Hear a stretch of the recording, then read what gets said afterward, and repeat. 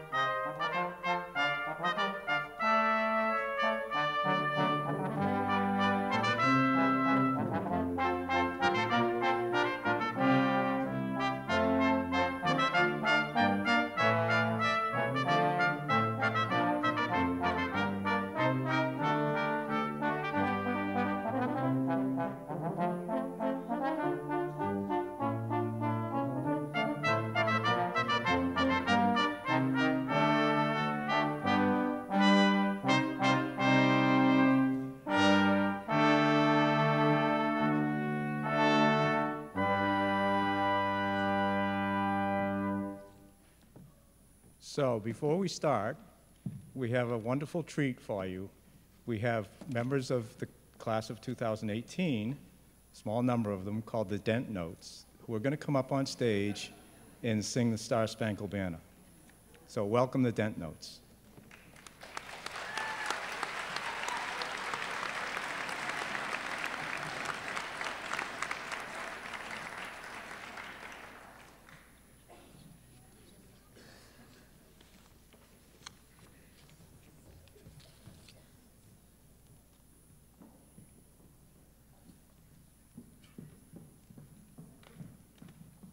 And if we could all stand again, this is going to be like church, I guess.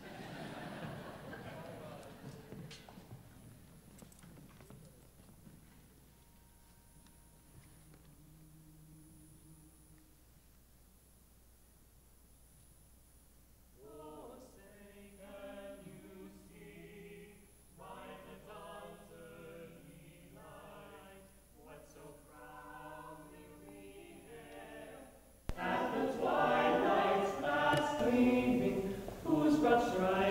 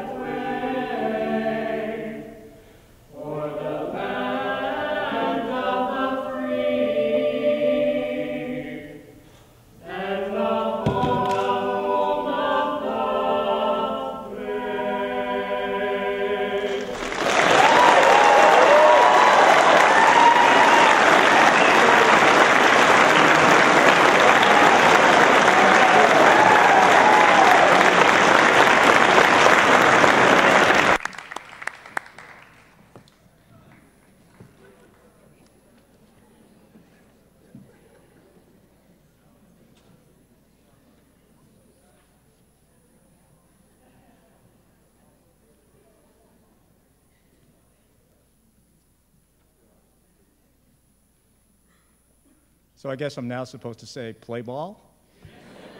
So thank you very much. That was wonderful.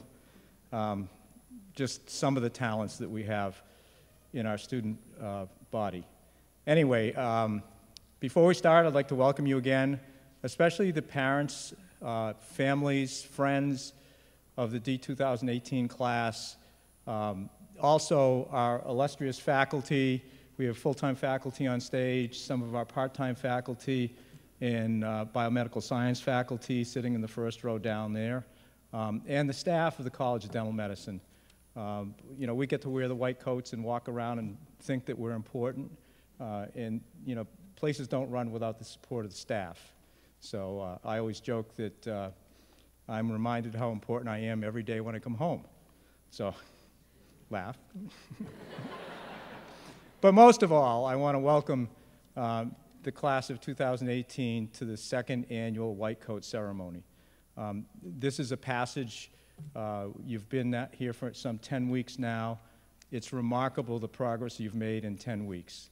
I walk around, I see what you're doing in simulation, I sit in the back of classrooms, and I am blown away as to all the progress that you've made and all the people that have helped you to get to this point. So, congratulations. We'll have a wonderful evening and then a reception after. We've talked about professionalism since the first day you arrived. Tonight you will receive that symbol of professionalism, which is the white coat. You'll be very proud to wear it. I can remember when I got my first white coat. There was no ceremony back then, but it was certainly an important day to say, wow. And I loved walking around with my white coat. So wear it with pride. We'll talk a little bit, I think Dr. Ryder will talk about the symbolism of the white coat and the responsibilities, the awesome responsibilities that go along with it, but also the tremendous joy it can bring to you as a professional in helping people. So always keep that in mind as you wear your white coat and start providing patient care. So we're very fortunate this evening to have a keynote speaker, Joe Kenneally. Joe is missing the Board of Trustees. He's a trustee of the University of New England. He's missing the Board of Trustees dinner tonight to be here to speak to you. I'm not sure whether he's disappointed or not, but he jumped at the chance to speak. Joe grew up in Biddeford. He's a dentist in Biddeford. He's had a general practice there for a long time. His wife, Lisa Howard, is here. She's an orthodontist. Joe is actually a graduate of St. Francis College, which combined with the New England College of Osteopathic Medicine to form University of New England in the 1980s. The university then went on to combine with Westbrook College, which is where we are on the Westbrook College campus, to grow the university. Joe has been very, very active in organized dentistry. He's a past president of the Maine Dental Association, which I am now a proud member of since I moved here from away, as they say in Maine. After going to UNE, he went to the University of Maine, got a Master of Science, and then he did his D.M.D. studies at Tufts, which is my alma mater. So we have something in common. But he's been a strong supporter of the University of New England and certainly a strong supporter of the College of Dental Medicine since the idea was percolating up in someone's mind. And it was really a long effort to put this in place. I came from Tufts last year. I've been here since April. And I am blown away at the uniqueness of the University of New England, and especially the College of Dental Medicine, and how special it is, and how the people that are part of the College of Dental Medicine and the university are really special. The approach is, how can I help you? And so I think it's such a fertile environment to grow, to create, to be able to bring in really interprofessional education as we work with the other colleges. We're uniquely positioned. The size of the College of Dental Medicine is perfect, 64 students in a class. I've always dreamed about being at a dental school where there were 64 students or so. So Joe, 2 weeks ago, in Sydney, Australia, was inducted as the president of the prestigious International College of Dentists. So that's a worldwide organization of dentists, select dentists who are nominated to become fellows. So we're very proud to have him here, and he's also contributed in other ways to the College of Dental Medicine. He's helped us with interviews in the past, and as you can see, he's got a UNE white coat on. So without further ado, Joe Kenneally.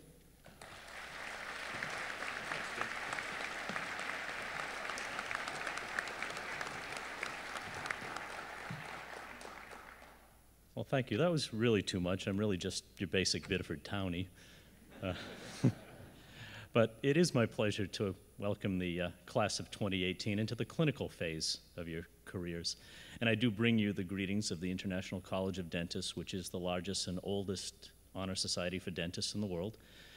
12,000 members in 122 countries, drawn from a pool of 1.7 million, and I'm pleased to say that 7 members of the UNE faculty have been honored with fellowship in the ICD. So you can feel good about your faculty. But I'd like to go back to the early 1990s, about the time that quite a few of you were born. I read a book by psychologist author Stephen Covey called The 7 Habits of Highly Effective People. It really changed the way I went about my dental practice and my leadership positions. The 7 habits, I won't go through them all, but they included things like be proactive, which essentially tells you to take charge of your life, really be an active participant in your own life. Don't sit back and worry about whether your parents mistreated you or genetics didn't be kind to you. If you have activity, it's very empowering. One of the other habits was begin with the end in mind, which means that you need a plan in order to succeed. Another one was put first things first, which stresses the need to prioritize the things in your life. The one that I use the most in my day-to-day practice, the one that I think of every day, is seek first to understand, then to be understood. I've always believed that with a patient in your chair, the first thing you should do is ask them an open-ended question. What brought you here today, or what can I do for you? That type of thing. And make sure you do it sitting up without all your gear on, no mask, no protective eyewear, not looking down at them, because that doesn't say what can I do for you, that says what can I do to you. So I won't go any further into Covey's work. I do highly recommend that you pick up a copy and read it. I'm not going to go any further because I'm actually going to rip him off badly. I'm going to present you the 7 habits of highly successful young dentists. Habit number 1, accept the criticism of your mentors and your teachers with grace and gratitude. They're only trying to make you better. You're all used to being super students. You were chosen from a very deep pool of applicants. You've all been very competitive college students. But now it's time to stop thinking like a college student. It's important to think about becoming the professional that you're going to be, learning the skill set that you really need. You're conditioned to get the grades, and I know some might even decide you want to argue a little bit about a better grade for your pre-clin efforts. I would advise you just listen to the criticism, take it to heart, and try to do better. At this point, it's all about learning the skill.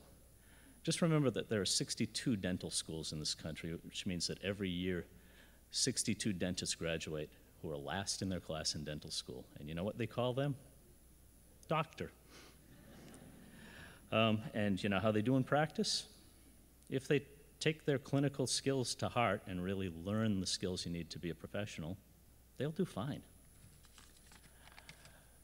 When I was in dental school at Tufts, there was a clinical prosthodontics professor who, for the purposes of this speech, I will refer to as Dr. Satan's spawn.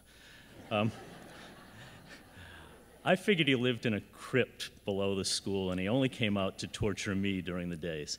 I had never asked for him to come into my operatory, never wanted to work with him, but he was always there. And I pretty much did every major restoration in dental school twice, sometimes 3 times. Because he'd always find something. Oh, I think the crown rocks a little bit. I didn't feel any rock. I think this is a 1/4 millimeter short on the lingual. I thought it was right on. But if I ever said anything, he'd just put his finger up and he would say, "Young man, remember, in dentistry you have 2 choices, perfect or wrong. Try not to be wrong." So fast forward to many years later, on my way up through the ICD, I was the vice regent for New England. My job was essentially to make sure everybody lined up in alphabetical order by height and had their gown on right for the convocation. And who was standing in line, unbeknownst to me, but Dr. Satan Spawn, finally being honored for all his years of torturing dental students.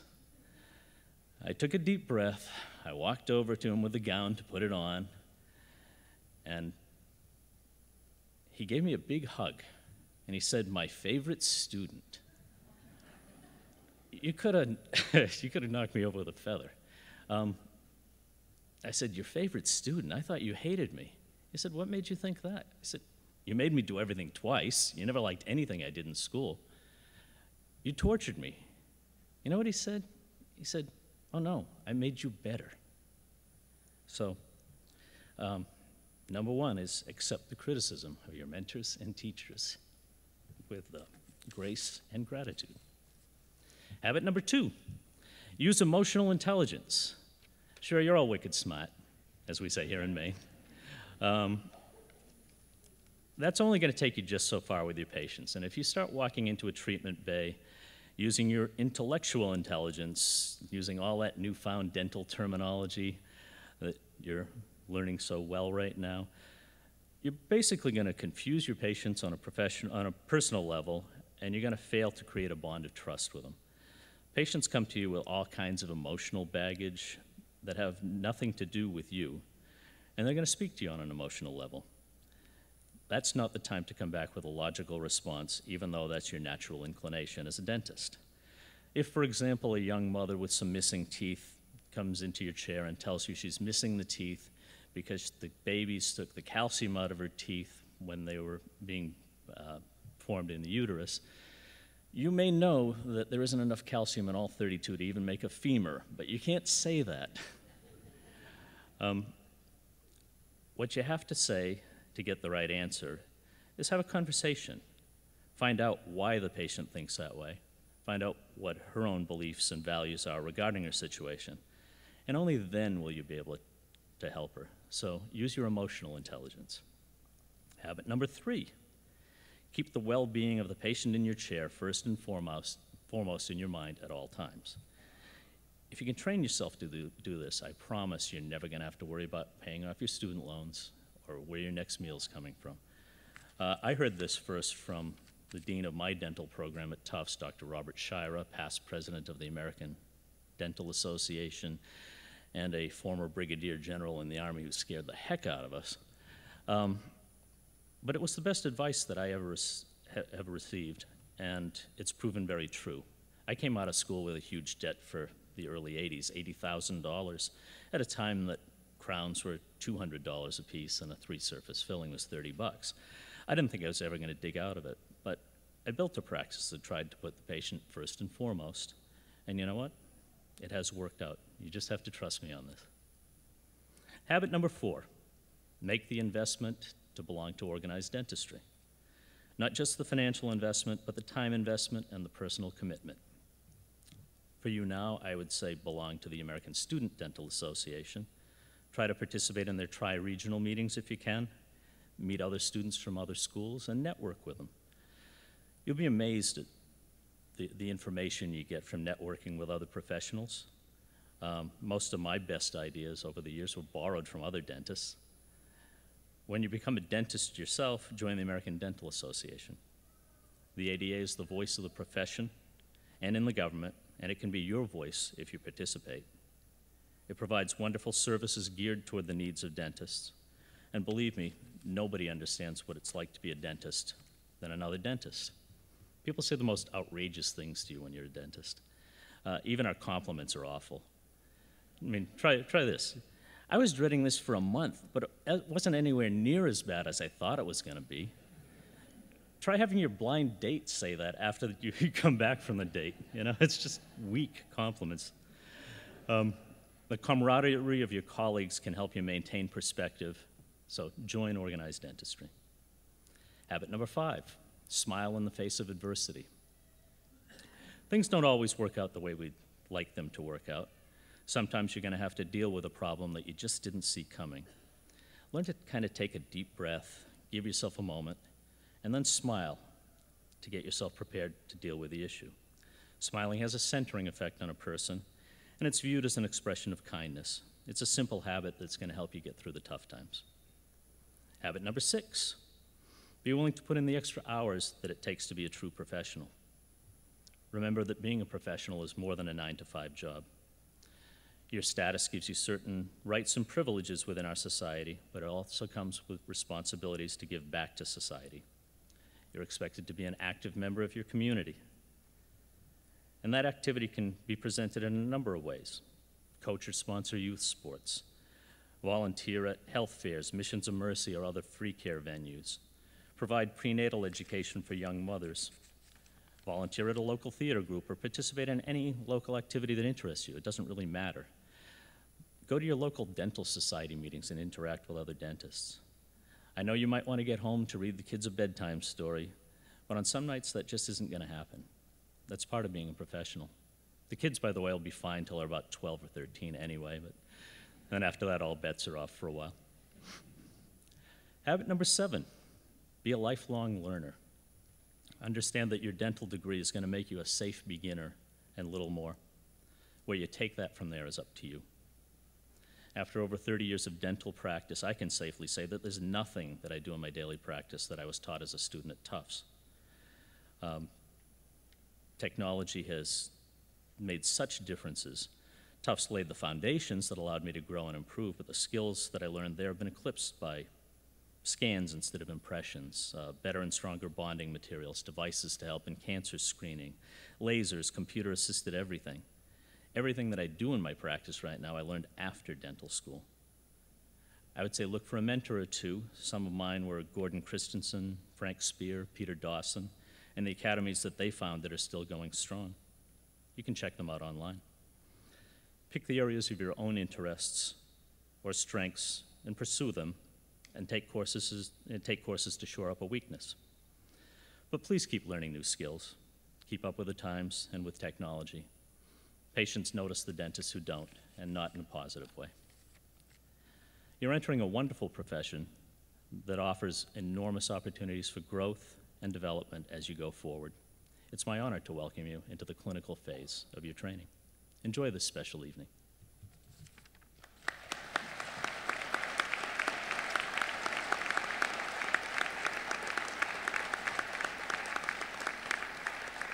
And now I get to bring Dean Hanley back up to the podium, along with Dean Ryder and Dean Vachon. Thanks, Joe. Thanks.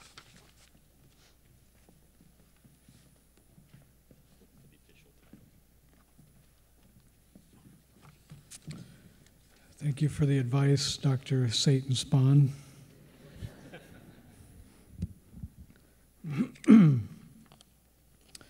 So my program here says that Dr. Vachon will stand on the stage with Dean Hanley 10 feet to the left.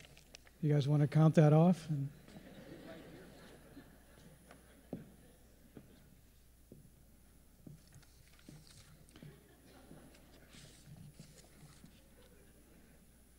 That's good. They take direction well. So I was asked to say a few words about the significance and the history of the white coat ceremony, so I did a little research. And according to Wikipedia,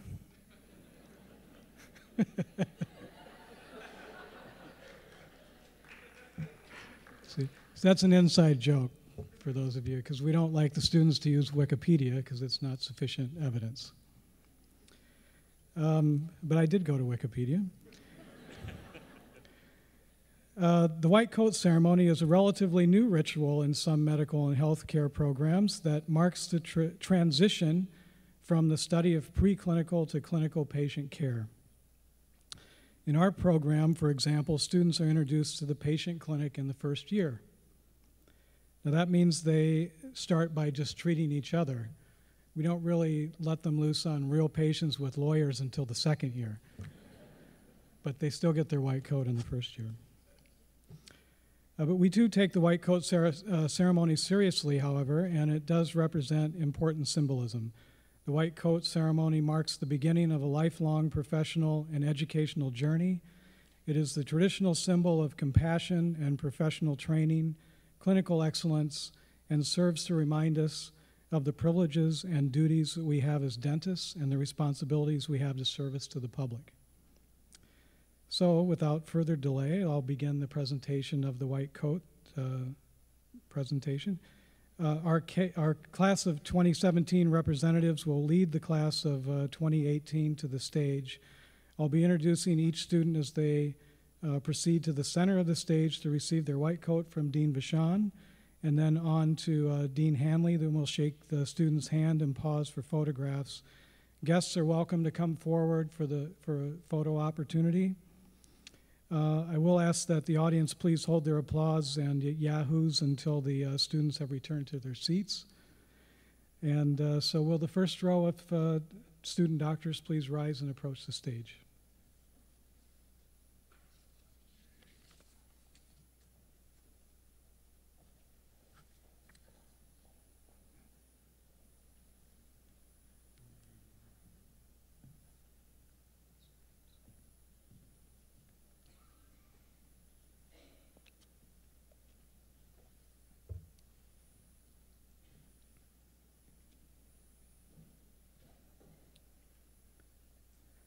Colleen Ahern, Islip, New York.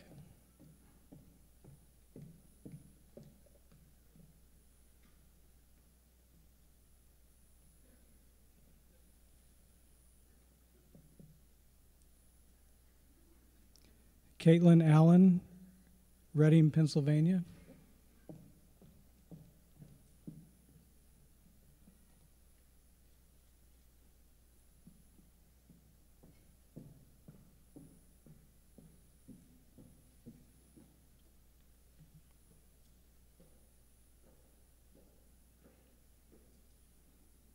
David Annika, Raymond, Alberta.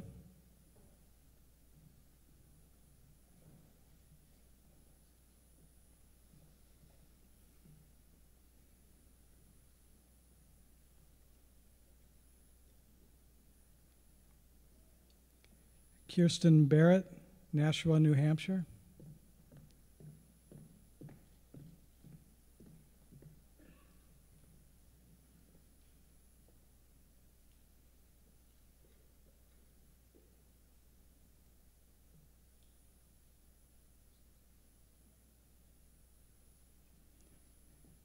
Leah Boyer, Sanford, Maine.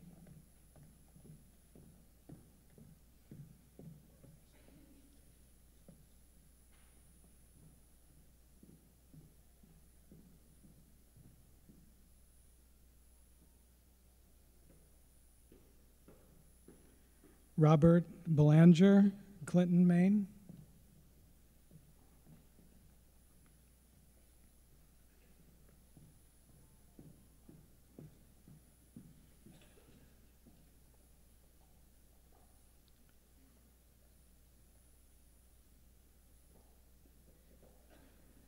Audra Boynton, Windsor, Maine.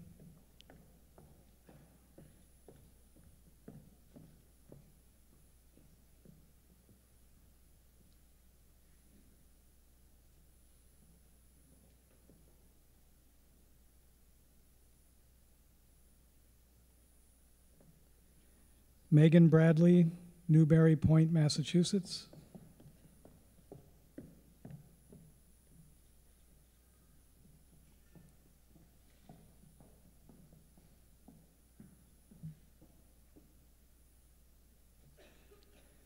Chandler Bullock, Fillmore, Utah.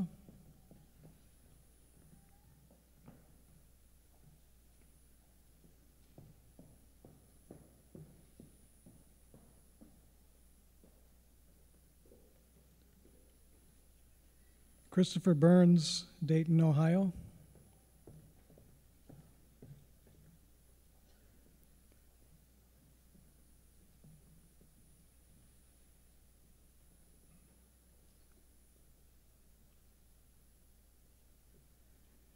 Joshua Cambridge, Sacramento, California.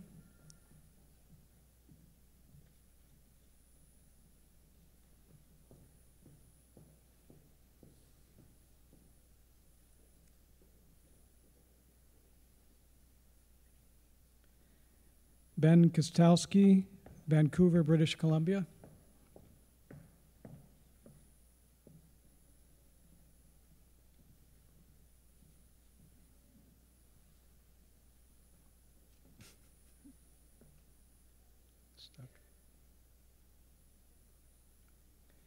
CJ Castonguay, Etna, Maine.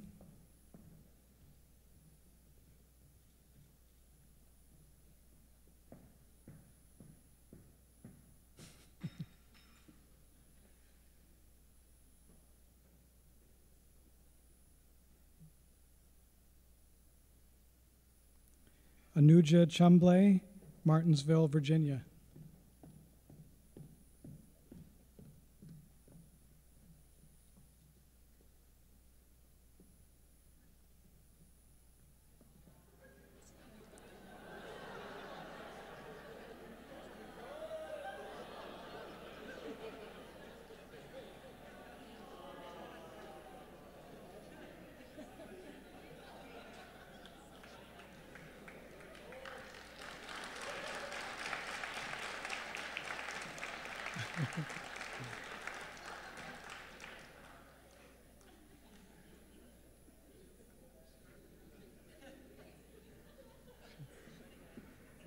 Hillary Creed, Menton, Vermont.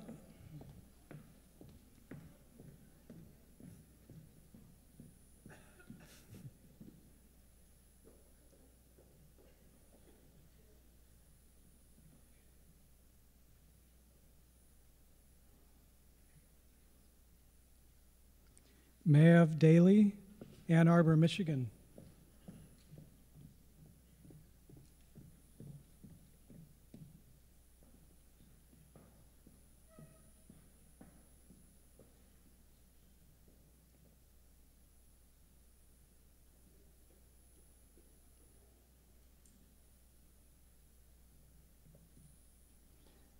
Wes Diebner, Wyoming, Illinois.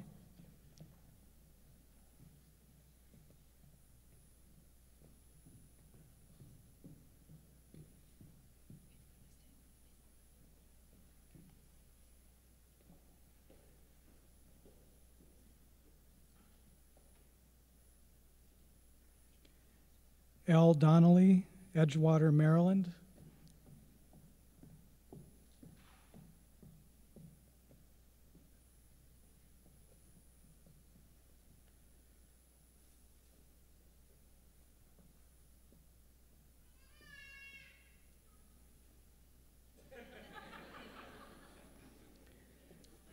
Justin Feehan, Haymarket, Virginia.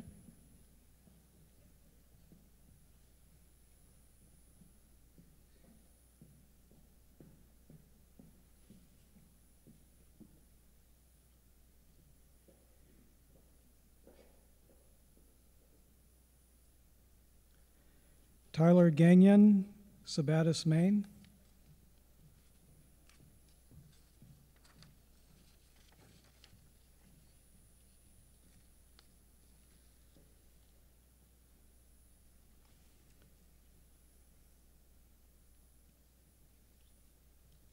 Andrew Greenslade, Pine Island, Minnesota.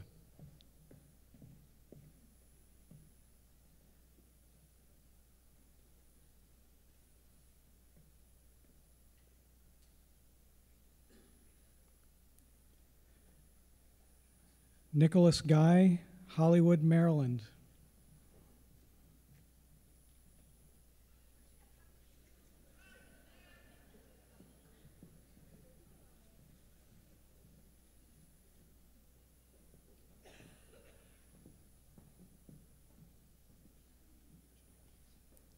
Mary Hand, North Berwick, Maine.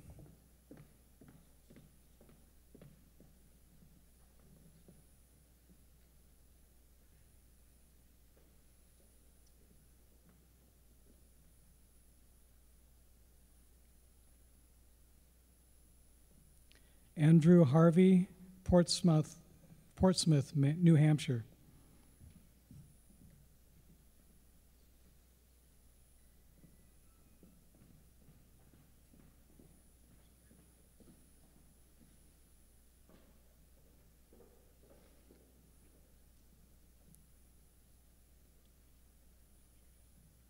Jessica Hines, Waltham, Massachusetts.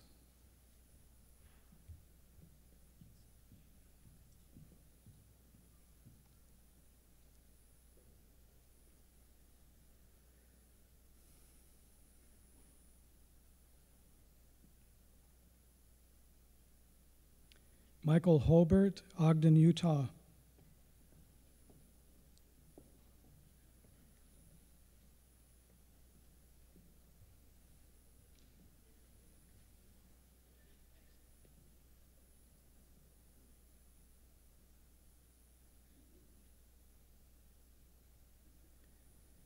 Shauna Huffman, Lawrence, Kansas.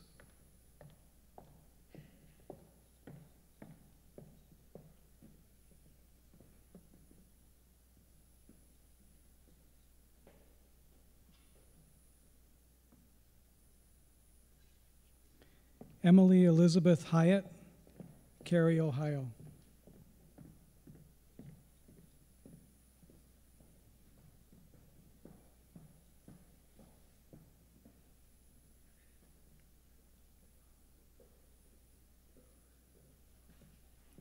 Molly Kalish, Beaumont, Pennsylvania.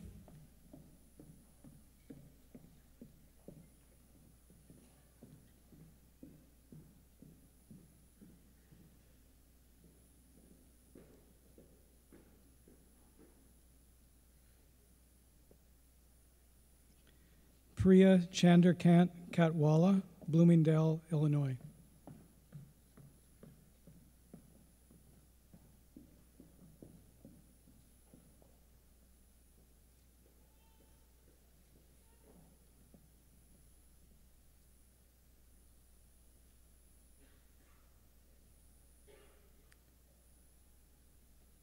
Michael Katz, West Hartford, Connecticut.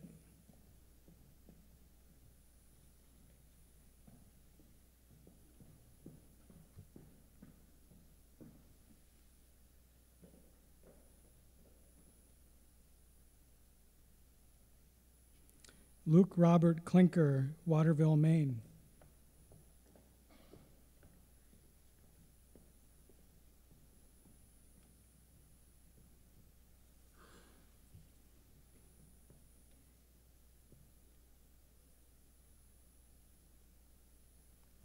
Erica Narr, Providence, Rhode Island.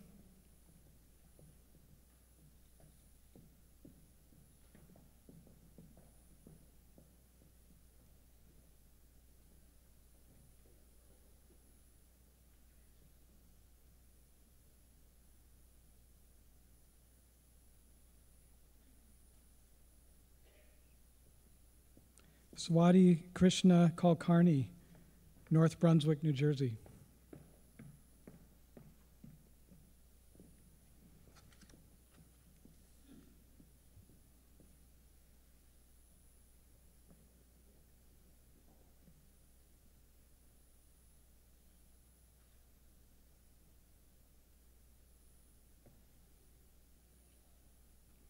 Benjamin Lacey, Charlottesville, Virginia.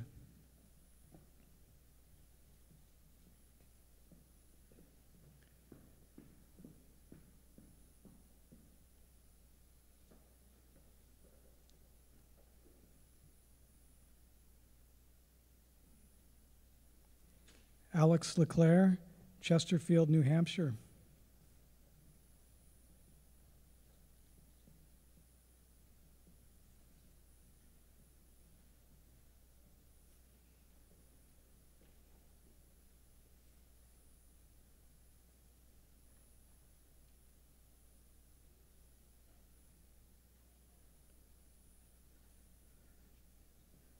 Alyssa Liebzeit, Fond du Lac, Wisconsin.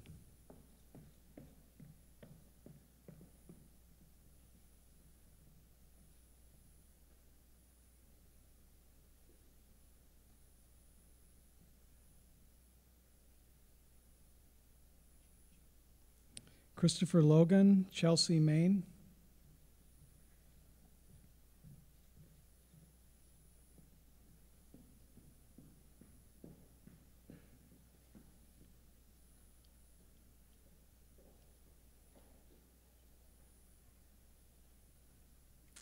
Matthew Meredith, Emmetsburg, Iowa.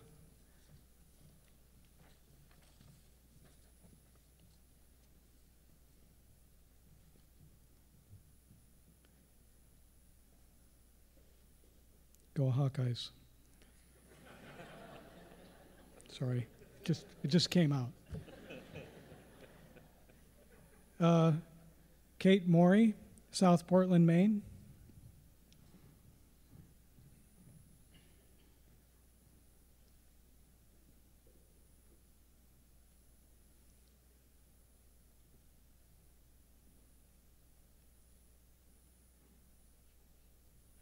Jonathan Nutt, Londonderry, New Hampshire.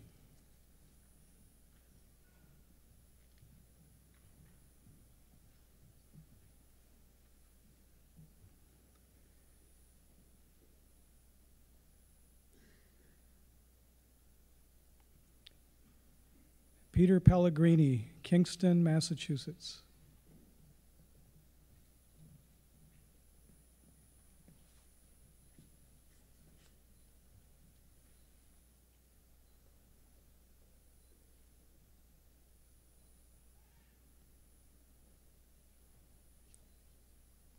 Rishi Fakey, Madison, New Jersey.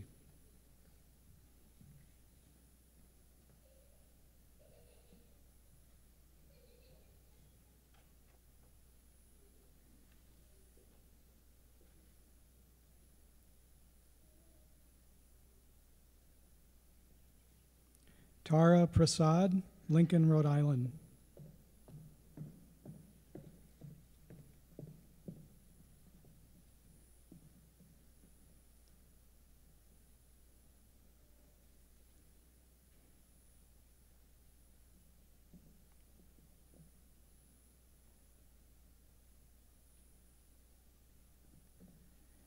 Anthony Preisler, Dudley, Massachusetts.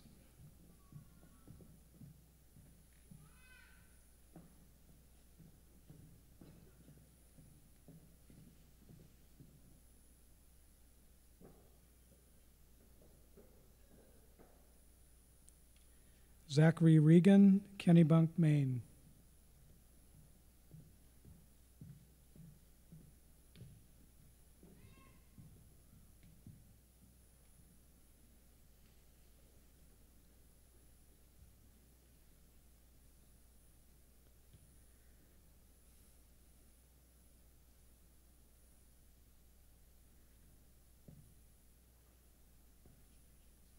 Cherith Rose Rays, Norway, Maine.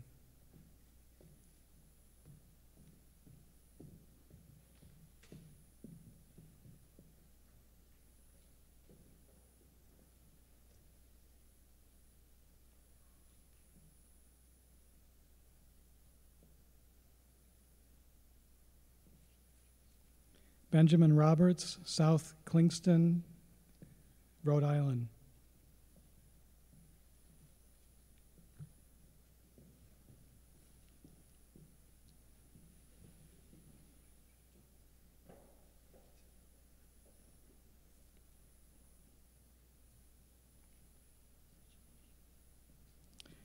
Christine Emily Rainitz, Glenview, Illinois.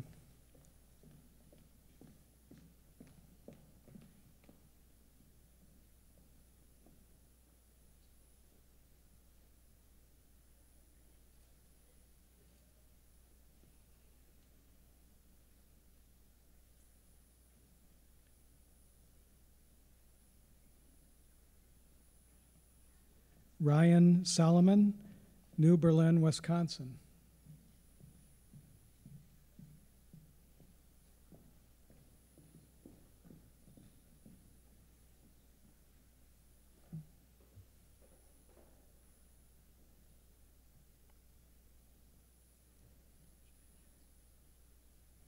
John Skavorak III, Windham, Maine.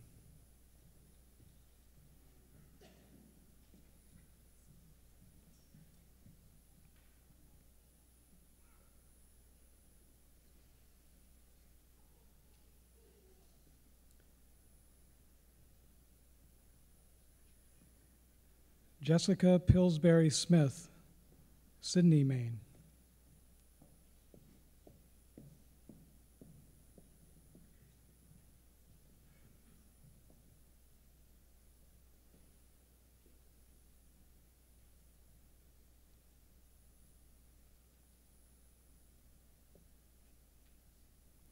Arena Sorakina, East Greenwich, Rhode Island.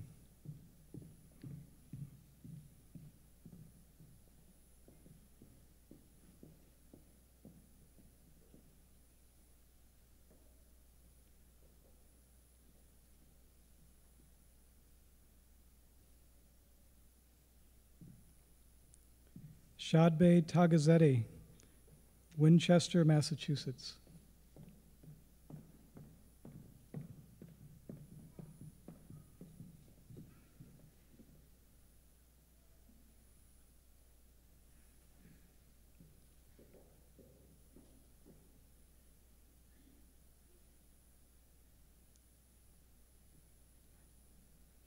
Curtis Tebow, Madagascar, Maine. I've been practicing the names, not the towns, evidently. Madawaska, there, sorry. I'm from away, obviously.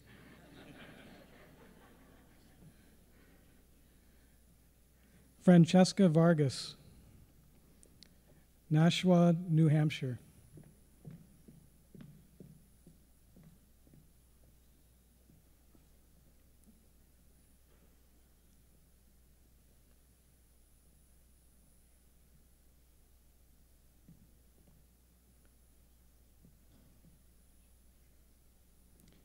Peter Verplug, Nottingham, New Hampshire.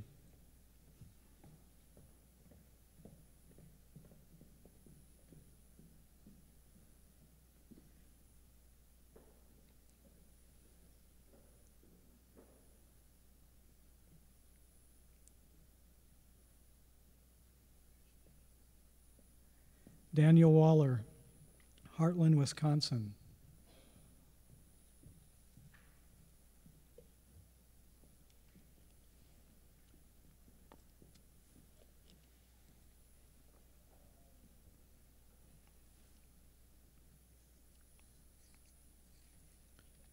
Robert Walsh, Charleston, Rhode Island.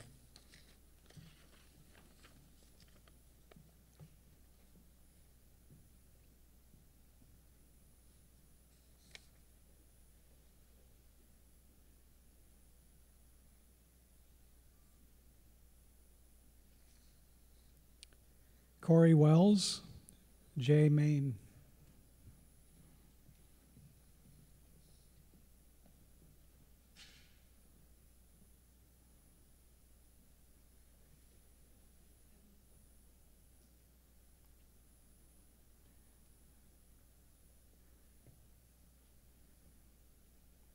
Min Jin Yu, Fairfax, Virginia.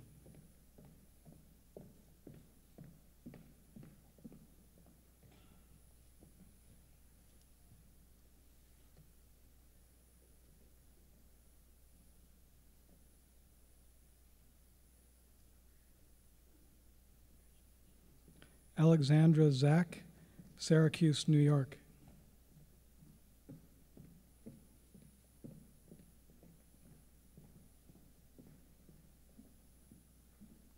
Almost done, Dr. Vachon. You can see him sweating a little bit.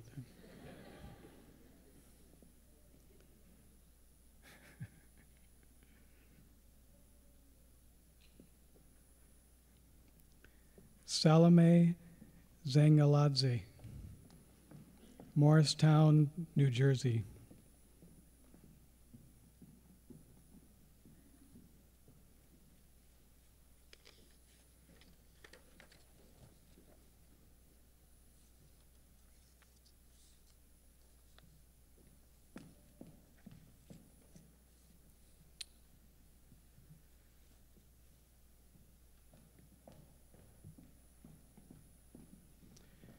Okay, now we're going to read the dentist pledge. So if all the student doctors could please rise and turn to the page in the program where you see the pledge. And I'm going to say a few words and then have you repeat after me. And when I say state your name, actually state your name.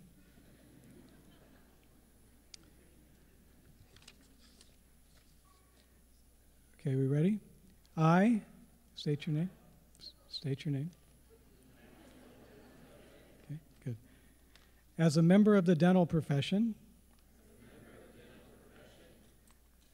shall keep this pledge and these stipulations. I understand and accept that my primary responsibility is to my patients. I understand and accept that my primary responsibility is to my patients.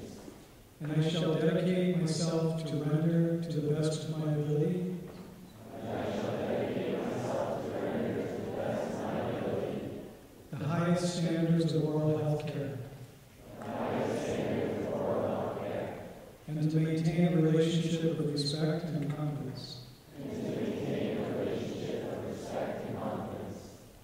Therefore, let all come to me safe in the knowledge. That their total health and well-being are my first consideration.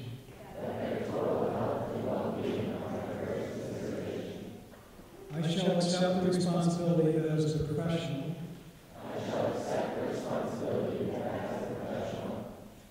My confidence rests on the continuing attainment of knowledge and skill.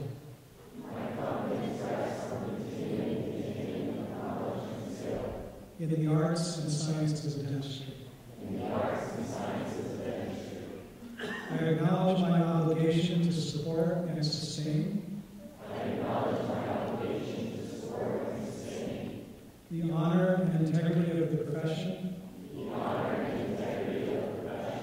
And to conduct myself in all endeavors. Such that I shall merit the respect of patients, colleagues, and my community.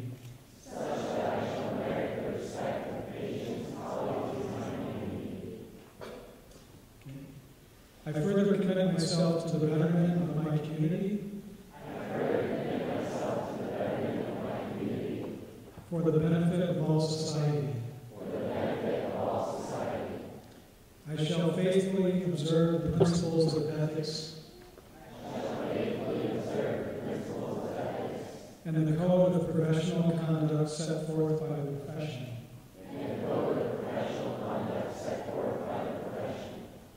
All this I pledge with pride. In my commitment to the profession. And the public it serves.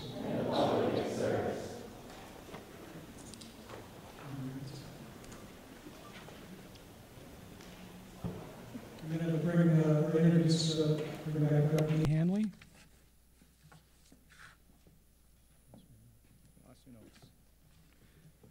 So congratulations, class of 2018.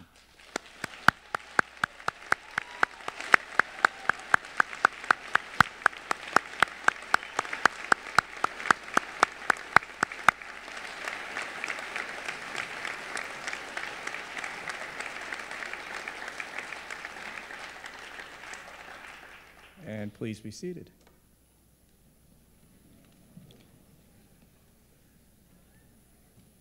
So you are now truly our colleagues. The class of 2018 yesterday held their first class elections. So I'm going to read off the names of the class officers newly elected, newly installed yesterday. And I'd just like them to stand and face the audience. And then we'll give them a round of applause for serving. As a dean, it's easy to get separated from the students, and the class officers are really the conduit, and the administration, leans on them to really help us to understand what the pulse of the class is and to bring forward some of the challenges that they're facing and to listen to them as the voice of the class. So, as president, we have Shauna Huffman.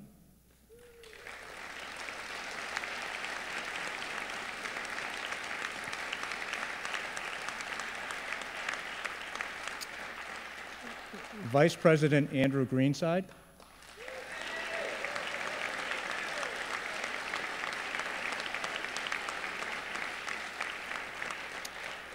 Secretary Tara Prasad.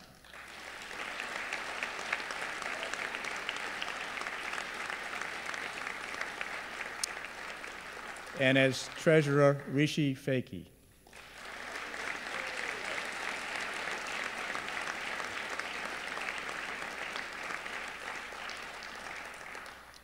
Thank you very much. Please be seated. I would also like to especially thank two people on the staff who really organized this. I have 3 daughters, and my wife, who's out in the crowd, did all the organization for 3 weddings.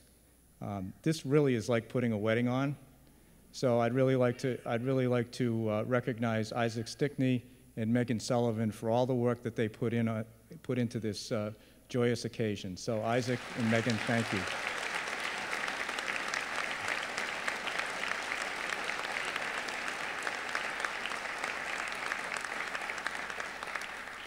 So you can doing this Genes dig, is really pretty easy because what you do is you delegate. So the heavy lifting, we invite a spectacular speaker, and we get the assistant deans to do all the heavy lifting with the names, which sometimes can be challenging, and getting the white coats on. We got some good advice the other day from Christina McCann, who's in the class of 2017, and she was showing Dr. Vachon how to really do this. And what she said is you just tell the students, it's like put your hands behind you like you're going to be cuffed by the police. So I think it worked out pretty well. I think some are more experienced than others. So I won't go there. So we're going to proceed out. I want to thank everyone for coming to the 2nd annual White Coat Ceremony. I think it was wonderful. I want to thank Dr. Joe Kenneally for graciously coming to speak with us. Also the faculty and staff, that came tonight, on their night off. It is Friday night and date night, but they all showed up. So I want to thank them all. And parents, family, friends, thank you for the support that you provide your students. Dental school is really challenging, and the support that surrounds them is really important, especially as they go through this first year. So thank you very much. We have a reception following. You'll be guided out, but we'll have, I forget Isaac, the students, the faculty first, and then the students. See, I have to be coached. Okay, so thank you very much, and thank you to the Portland Brass.